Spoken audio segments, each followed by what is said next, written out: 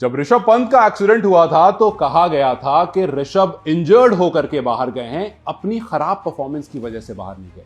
तो जब वो ठीक हो जाएंगे तो उनको वापस लाया जाएगा। सवाल बस ये है कि ये क्राइटेरिया मोहम्मद शमी के साथ क्यों? मैं हूं फारूक, बहुत दिनों बाद आप शायद मुझे देख रहे होंगे, लेकिन अपने पुराने साथी असद के साथ और इसी बात पर आज चर्चा करने बैठे हैं कि यार मोहम्मद शमी के लिए क्राइटेरिया फुलफिल क्यों नहीं हो रहा है। बड़ी पुरानी एक चीज होती है कि कई बार चीजें इंसान के हिसाब से बदल दी जाती हैं और ये बहुत प्रैक्टिकल चीज है, सबके लिए अलग अलग होता है। हमने वो दौर भी देखा है जब एक खिलाड़ी जब कुछ नहीं करता तब भी उसे बैक किया जाता है, और हमने एक दौर ये भी देखा है जहां पर आप अपनी पसंद के हिसाब से किसी खिलाड़ी को अंदर बाहर करते हो। एक खिलाड़ी जो 18 इनिंग में बतौर ओपनर एक सिंगल 50 नहीं लगा पाता है, उसको मौके पे मौके दिए जाते हैं। मैं शुभमन गिल की बात कर रहा हूं, लेकिन एक साफ साफ है, एकदम साफ साफ। हाँ बिल्कुल, नाम के साथ डरना वरने वाली बात नहीं है, क्लियर बात है ना। देश से ऊपर कुछ नहीं है। वो जो टीम है किसी के एक इंसान की टीम नहीं, वो देश की टीम है और उससे ऊपर कुछ नहीं है। गौतम गंभीर बोलते हैं, मैं नहीं बोल रही वाली बात, मैं अपनी बात। गौतम गंभीर हर चीज में देश बोलते हैं, तो आप थोड़ा सा तो मैं वही गौतम वाले फिल्टर से बात ना करें, अपन वही गंभीर वाले फिल्टर से बात करते हैं। थोड़ा सा आपको गंभीर होना पड़ता है कई बार। उनको जहां लगता है कि कुछ इधर उधर हो रहा है वो कहते हैं देश के लिए, तो एकदम वो बीजेपी वाले गौतम गंभीर साउंड करने लगते हैं। आप उसमें फिर कुछ बोल नहीं सकते ना, तो अब यहाँ पर भी आपको कुछ बोलने का हक नहीं है। फिर अच्छा सा पॉइंट डाल देते हैं, देश को आगे। तो अगर आप उस देश को आगे रख रहे हो तो फिर आप, सिंपल सी बात है कि आपने कहा कि इंजर्ड है, चलिए ठीक है, उन्होंने 100 ओवर डाल दिए, ठीक है, यही बोला गया था कि नहीं डाल सकते, आपकी फिटनेस का इशू खाली बोल रहे हैं, इतना नहीं है, अभी तो 4 ओवर की बात है, ठीक है। सैयद मुश्ताक अली ट्रॉफी आती है, वहां पे वो विकेट पे विकेट चटकाते हैं। फिर विजय हजारे ट्रॉफी आती, 5 मैच में 11 विकेट आ जाते हैं। वो शमी जब आखिरी बार खेले थे, हाईएस्ट विकेट टेकर थे इंडिया के लिए चैंपियंस ट्रॉफी में। हाँ, तो अभी डोमेस्टिक में कितने 19 मैच में कुछ लगभग 47 50 के आसपास विकेट वो ले चुके हैं 19 इनिंग के अंदर 47 विकेट 19 इनिंग में 47। तो यार अब क्या चाहिए आपको? परफॉर्मेंस आप डोमेस्टिक को वैल्यू देते हो ना। गौतम गंभीर बड़ी दलील देते थे कि भाई डोमेस्टिक खेलो। मुझे बता दो एक इंटरनेशनल प्लेयर फारूक जो इस वक्त इतने तीनों फॉर्मेट इतनी प्यार से खेल रहा हो, जिसने रणजी खेला, जिसने सैयद मुश्ताक अली खेला, जिसने अब विजय हजारे खेला, और हर एक मैच के लिए वो अवेलेबल रहा है। फिटनेस इशू होता, आप सारे मैचेस नहीं खेलते, लगातार नहीं खेलते, एटलीस्ट रेस्ट लेते।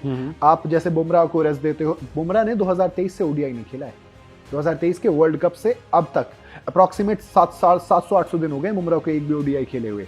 और जब बुमराह नहीं है तो आप खुद बताओ ना, हमारे पास उसके बाद नेक्स्ट बेस्ट बॉलर कौन है? तो मतलब कहानी क्या है, क्यों हो रहा है? मतलब आपके पास एक अच्छा गेंदबाज, सिंपल सी कहानी, अगर यही गेंदबाज किसी दूसरे देश से खेल रहा होता, जैसे हम काफी बार कहते हैं यार कि ऑस्ट्रेलिया, अगर आप देखो ऑस्ट्रेलिया के पास हेजलवुड है, स्टार्क है, कमिंस हैं, फिर उसके बाद क्या नाम है उस बॉलर का, मुझे दिमाग से निकल रहा है, वो जो इंग्लैंड वाले, नहीं, ऑस्ट्रेलिया का वो जो बॉलर है स्कॉट बॉलैंड। हम कहते हैं अक्सर कि यार स्कॉट बॉलैंड जो है वो अगर ऑस्ट्रेलिया के अलावा किसी और टीम में होते उनके प्राइमरी बॉलर होते, ठीक है। मेरे ख्याल से शुरू में 13 का एवरेज था उनका यार, ठीक है। सो स्कॉट बॉलैंड को इतनी फाइट करनी पड़ रही है स्टार्क, कमिंस, हेजलवुड जैसे बॉलर से अपनी जगह बना। शमी को तो इतनी फाइट भी नहीं करनी है। शमी के सामने फाइट के लिए कौन है? हर्षित राणा, प्रसिद्ध कृष्णा, तो भाई जिनका मिनिमम 500 बॉल में सबसे खराब इकोनॉमी ओडीआई के इतिहास में, वरुण आरन का रिकॉर्ड उन्होंने तोड़ा था। तो मेरा सवाल तो यही है कि जब आपके सामने एक ऐसा प्लेयर है जो ऑलरेडी बीट कर रहा है, जिसका इतना बड़ा कुछ सामने बड़ा कंपटीशन नहीं है, तो फिर क्यों? वो होता है, देखो दो चीजें होती हैं, मतलब करियर खत्म। तो मैं बता रहा हूँ, 2 चीजें होती हैं। पहली चीज तो होती है कि आप ये देख रहे हो एज फैक्टर, आपकी दलील जो है, दलील मतलब हम नंबर्स देख रहे हैं, फिर एज फैक्टर कहां से आ रहा है? नंबर तो हम वहां पे देख रहे हैं ना। नंबर में देखोगे तो आप मिचेल स्टार्क से, रोहित और विराट ने प्रूव कर दिया ना। मैं वही तो कह रहा हूं, सॉरी टू से, हो सकता है बहुत से लोग बात गलत लगे, लेकिन जब आंकड़े उठा कर देखोगे तो वर्ल्ड कप के अंदर मिचेल स्टार्क से ज्यादा बेहतर मोहम्मद शमी है। मिचेल स्टार्क का 17 का एवरेज है, शमी का 13 के अप्रॉक्स का एवरेज है। 55 जो 50 विकेट थे वर्ल्ड कप के अंदर 19 इनिंग में लिए थे मिचेल स्टार्क ने, 17 इनिंग में लिए हैं मोहम्मद शमी ने। अगर आप ऑन रिकॉर्ड बात करोगे, मिचेल स्टार्क आज जब ये वीडियो रिकॉर्ड हो रही है तभी 35 साल के हुए हैं और मोहम्मद शमी 35 साल के हैं, ठीक है। मिचेल स्टार्क ने T20 को अलविदा कहा खुद अपनी मर्जी से। 35 साल की उम्र में वो प्राइमरी बॉलर हैं। जी हाँ। यहां पर हमारे प्राइमरी बॉलर कौन है? हर्षित राणा। अब उसमें दलील ये दी जाती है, अरे नहीं सर, आप क्या बात कर रहे हो? आप बताओ, Jasprit Bumrah all format bowler है आपके? नहीं, आपके ऑल फॉर्मेट बॉलर, उनको रेस्ट देना पड़ता है ना। रेस्ट देना पड़ता है, कुछ भी आप बैक में इश्यूज आते हैं तो उनको रेस्ट देना पड़ता है। आईपीएल पूरा खेलते हैं, वो लगातार खेलते हैं बिना एक मैच। ठीक है, वो तो एक अलग सी कहानी है। वो तो सर अलग कहानी तो यही होती है ना, आप एक अलग हिसाब से देख रहे हो ना। तो आपने एक दलील दी एज वाली, उसी एज में जिमी एंडरसन 41 ईयर की एज तक खेले हैं, स्टुअर्ट ब्रॉड 37-38 तक खेले हैं। आप एज वाली दलील दे रहे हो कि हमारे यहाँ पे एज नहीं है, परफॉर्मेंस की आप दलील क्या दोगे? क्योंकि आपको पता है आपके पास परफॉर्मेंस की दलील नहीं है। उस मुझे एक शमी के साथ एक जो मुलाकात थी हमारी, उसमें शमी ने कितना 1-1.5 साल हो गया शमी से मिले हुए? हाँ लगभग, है ना, लगभग 1.5 साल पहले मैं शमी से मिला था। तो वहां पर शमी ने एक बात कही थी, मुझे लगता है कि कहते हैं ना काली नजर, बुरी नजर, इस तरह से कहते हैं ना अक्सर कि यार बुरी नजर लग जाती है। शमी ने एक लाइन कही थी कि जब शमी से पूछा गया था कि आप शायद बांग्लादेश की सीरीज उस टाइम पर इंडिया की आने वाली थी, तो कहा था शमी ने कि यार बांग्लादेश तो नहीं, बट हाँ न्यूजीलैंड ऑस्ट्रेलिया वगैरह थी, न्यूजीलैंड ऑस्ट्रेलिया वगैरह वाली सीरीज में खेलूंगा, बिकॉज मुझे अक्सर बुलाया तब जाता जब बड़ी टीम आ रही होती है या जब बड़ी टीम होती है। ये शमी की लाइन आप आज भी जाकर के पॉडकास्ट पर देख सकते हो, जो शुभांकर सर ने किया। तो यहाँ ये लाइन बोली है शमी ने वहां पर। ये शमी का बोलना, अब पता नहीं ये बात किसे खटकी, किसे बुरी लगी, किसे क्या लगा कि अच्छा इसको ऐसा लग रहा है कि बड़ी टीम में बुलाएंगे, इसको बुलाएंगे ही नहीं। तो हाँ नहीं, ये हो सकता है। हाँ, बुरी लगने से एक बात और याद आती है, हो सकता है वो वाली वजह हो। अजीत आगरकर कहते हैं कि शामी फिट नहीं है पूरी तरीके से, इसलिए ऑस्ट्रेलिया नहीं भेजे गए। Fair enough. इंग्लैंड नहीं भेजे गए, उस वक्त थोड़ा सा बुरा लगा और शामी ने एक स्टेटमेंट दे दी कि भाई फिटनेस का टेस्ट लेना मेरा काम नहीं है, आप एनसीए से बात कीजिए, आप सेंटर ऑफ एक्सीलेंस में बात कीजिए, उनका काम है, मैंने जो टेस्ट देने थे मैंने पास कर लिए। आप अजीत आगरकर को ये वाली बात बोली जाती है। ऑन स्टेज एक बड़े चैनल के बड़े मंच पर बैठकर अजीत आगरकर कहते हैं कि बोलने वाली बात है, आ रहा है रणजी ट्रॉफी, देख लेंगे कितने ओवर डालते हैं। अगेन ईगो हर्ट, वहां जाके वो डाल देते हैं 100 ओवर। फिर लक्ष्मी रतन शुक्ला उनके जो कोच है बंगाल के, वो ये कहते हैं कि भाई ये तो इनजस्टिस है।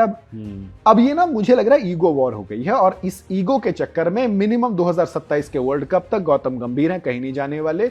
अगर T20 वर्ल्ड कप इंडिया जीतती है और अजीत आगरकर कहीं नहीं जाने वाले, तो दोस्त मुझे लगता है Farooq end of the stats. Shami का आखिरी मैच चैंपियंस ट्रॉफी फाइनल, शुक्र की बात यह है कि जीती है इंडिया। जी, तो कुल मिलाकर कहानी है कि अगर आप शमी को नंबर्स के तराजू पर रख के तोलते हो, T20 में देखो आप खुद बताओ मुझे जगह बनती है नहीं, आपके पास बुमराह, मैं तो T20 में बोल भी नहीं रहा हूं, है ना। टेस्ट में आप नहीं खिलाओगे, आप टेस्ट में अगर बाहर जाते हो लेकर जाओ, बहुत अच्छा बॉलर है, बहुत काम टेस्ट में घर पे भी अच्छा है वो। हाँ, घर पे भी अच्छा है वैसे, ठीक है, टेस्ट में बिल्कुल अच्छा है और ओडीआई का परफेक्ट बॉलर है। नहीं देखो, बट टेस्ट में आप कहां खिला रहे हो? आपने ऑस्ट्रेलिया इंजर्ड, इंग्लैंड आपने इंजर्ड बता दिया, वेस्ट इंडीज के अगेंस्ट आपने खिलाया नहीं, साउथ अफ्रीका के अगेंस्ट जिस ईडन गार्डन में शामी ने 2 मैच में 15 विकेट चटका दिए थे, 4 इनिंग में 15 विकेट, जिस ईडन गार्डन में आप 25 रन से वो मैच हारे थे, वहां पे आपने शामी को नहीं खिलाया था। तो यहां पर ये भी हो रहा है ना कि आप अपने ईगो के चक्कर में, आप अपनी जो अपने बयानबाजी कर दी, आपने जो बड़ी स्टेटमेंट दी, उसके चक्कर में आप टीम का हारना मंजूर है आपको। हाँ, कि ठीक है कोई नहीं, हम देखो मैं एक सिंपल सी बात बताता हूं, आप देखो कोई भी खिलाड़ी, हर्षित राणा कोई बुरा खिलाड़ी नहीं है। अरे यार हम कृष्णा कोई बुरा खिलाड़ी नहीं है, हम किसी के अगेंस्ट नहीं है खिलाड़ी। यहाँ पर क्या है ना, आप हर्षित को खिलाते उस पॉइंट पर पहुंचा दोगे जहां पर हो सकता है हर्षित बेस्ट बॉलर बन जाए, क्योंकि अगर मैं आज असद के हाथ में बॉल दे दूं और 5 साल तक एक अच्छे कोच के सामने रख दूं, तो ये भी बहुत अच्छा बॉलर बन जाएगा, और रोज खिलाऊं उसको, हर मैच बोल दूं तू हर फॉर्मेट खेलेगा, बन जाएगा। अगर आपने माइंड से कह दिया कि भाई तू खेलेगा, तू बस मेहनत कर, तू खेलेगा। हर्षित राणा भी आकर के 8 मैच बाद 10 मैच 15 मैच बहुत सी बॉलिंग कर देंगे, और हो सकता है बोलने वाले बोल देंगे देखो हर्षित ने ऐसा किया, कर देंगे बिकॉज भाई वो गेंदबाज और प्रोफेशनल प्लेयर है। कहानी ये है, अभी एट दिस करंट मोमेंट कौन बेहतर है, जो बेहतर है उसको मौका देना चाहिए। वरना आपको याद होगा एक टाइम वो भी था जब रविंद्र जडेजा जो थे वो बहुत अच्छा ऑलराउंडर नहीं थे। मैं मुंह से बोलने वाला था लेकिन मैं रुक गया। नहीं, मैं वही कर रहा हूं, बोलना है कि वो भी बहुत अच्छे खिलाड़ी। आप उनका पुराना स्टाइल उठाकर देखो, उनको बैटिंग करते हो आप देखते थे तो आप बोलते थे यार क्या आदमी है, बॉलिंग करते हुए देखते आप बोलते थे यार क्या आदमी है, और आज देखो वो आपका बेस्ट ऑलराउंडर है। आपके पास उससे बेटर ऑलराउंडर नहीं है। तो यही मैं कह रहा हूं कि खेलते खेलते खिलाड़ी बन जाते हैं। सवाल बस ये है आप उस पर्टिकुलर मोमेंट पर किसको प्रायोरिटी दे रहे हो, जो आपके लिए जीत ला सकता है उसको, या जो आपको पसंद है उसको। अब फिलहाल तो देखो कहने वाली बात बुरी लग सकती है, बट आई थिंक ईगो बड़ी है, बाकी सारी चीजें छोटी है। फिर चाहे आप टीम की बात करें, चाहे किसी भी चीज की बात करें, तो इसीलिए मैंने कहा कि मेरे तो फिर भूल जाओ वो वर्ल्ड कप की हैट्रिक, भूल जाओ वर्ल्ड कप के 7 विकेट, भूल जाओ वो वर्ल्ड कप की सेमीफाइनल में 7 विकेट, सेमीफाइनल न्यूजीलैंड, वो सब भूल जाओ, कोई फायदा नहीं है, क्योंकि हमने इतनी बड़ी बड़ी बातें इसी ऑफिस में बैठ कर की थी शमी के बारे में, कोई पॉइंट ही नहीं है इसका यार। आप सोचो ना, हम अपनी बात का पॉइंट नहीं लग रहा, उस इंसान को अपनी मेहनत का क्या पॉइंट लगता है। पर मैं बड़ी इंपॉर्टेंट बात बोलता हूँ ना,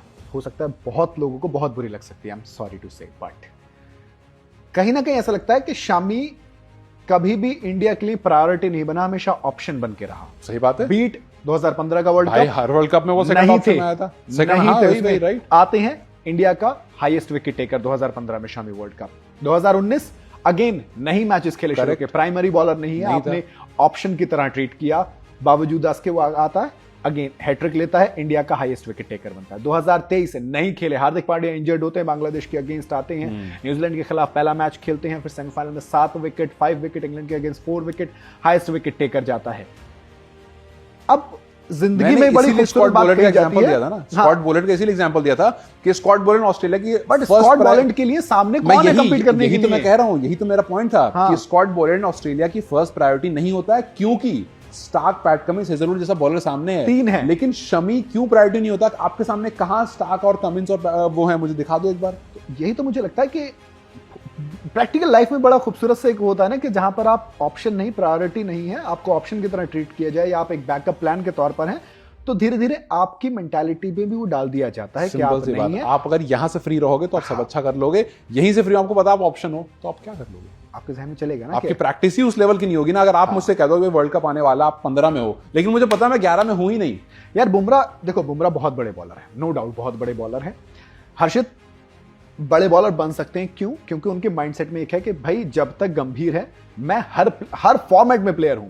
भाई संजू सैमसन और गंभीर ने कहा था 29 कितने 20-22 जीरो दूंगा जब तक। कितने जीरो कितने दिए? वो तो खैर गंभीर अपनी बात के हैं, ये तो समझ क्या यार, खैर समझ जाइए बात। खैर तो यही कहानी है कुल मिलाकर के, आप अगर प्लेयर को बैक नहीं करोगे तो कुछ नहीं हो सकता, चाहे वो कितना छोटा है कितना बड़ा क्यों रहे, और अगर बैक करोगे कितना भी छोटा रहे वो बहुत बड़ा बन जाएगा। तो कहानी कुल मिलाकर ये है कि टीम इंडिया का जो सिलेक्शन होता है वो इस टाइम पर नीड ऑफ द आवर पे नहीं होता है, कुछ वो होता है फेवरेटिज्म पर कि भैया मेरे हिसाब से मेरा ये बंदा सही है, ये हम अभी पिक कर रहे हैं 2027 के वर्ल्ड कप की दलील देकर। हाँ, और नहीं मैं तो ये कह रहा हूं अब 2027 छोड़ दो, 31 वाले में परफॉर्म कर देगा। वाह वाह, मतलब मैं क्या बोलूं यार। बाकी आप लोग बताइए क्या लगता है शामी के बाहर होने की वजह क्या हो सकती है? और शमी का करियर बचा है, कहीं पर दिख जाएंगे ब्लू वाली जर्सी में, या फिर बस आईपीएल के? मेरे हिसाब से डन एंड डस्टेड है। आपको क्या लगता है कौन सा?